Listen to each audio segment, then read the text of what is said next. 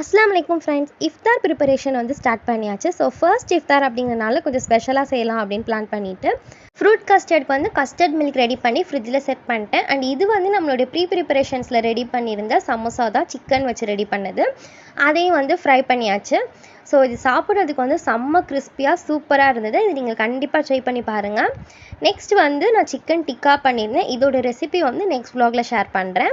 இதுவும் வந்து அவ்வளோ டேஸ்டியாக இருந்தது. அண்ட் இது வந்து நோம்பு கஞ்சியோடு வச்சு கண்டிப்பாக ட்ரை பண்ணி பாருங்கள். நான் இன்றைக்கி பண்ண இஃப்தார் ரெசிபிலே ஒன் ஆஃப் த பெஸ்ட் அப்படின்னா இந்த சிக்கன் டிக்கா தான் சொல்லுவேன். இது நீங்கள் மஸ்ட்டு கண்டிப்பாக ட்ரை பண்ணி பாருங்கள். ரெசிபி நான் ஷேர் பண்ணுறேன். அண்ட் நெக்ஸ்ட் வந்து ஃப்ரூட் கஸ்டர்ட் வந்து பவுல் வந்து செட் பண்ணிகிட்டு இருக்கேன். ஃப்ரூட்ஸ்க்கு வந்து கிரேப்ஸ், அப்புறம் வந்து பைனாப்பிள், ஆப்பிள், மாதுளைப்பழம் இதெல்லாமே ஆட் பண்ணியிருக்கேன். ஆட் பண்ணிட்டு லாஸ்ட்டாக வந்து சில்லின் ஃப்ரிட்ஜில் செட் பண்ணி வச்சுருந்தா கஸ்டர்ட் மில்க்கையும் மேலே செட் பண்ணியாச்சு.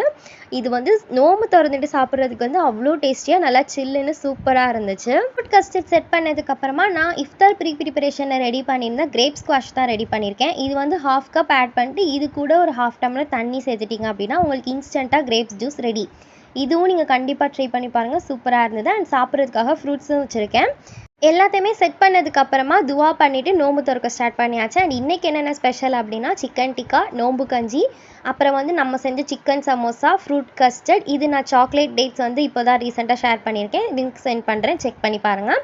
இந்த சாக்லேட் டேட்ஸ் வந்து நோம்பு திறந்துட்டு சாப்பிட்றதுக்கு அவ்வளோ டேஸ்டியாக இருந்தது. இது கூடவே ஃப்ரூட்ஸ் ரெடி பண்ணிவிட்டு அப்புறம் ஷர்பத், அப்புறம் வாட்டர்மெலன் ஜூஸ் ரெடி பண்ணிவிட்டு இது நம்மளுடைய கிரேப் ஸ்குவாஷ்.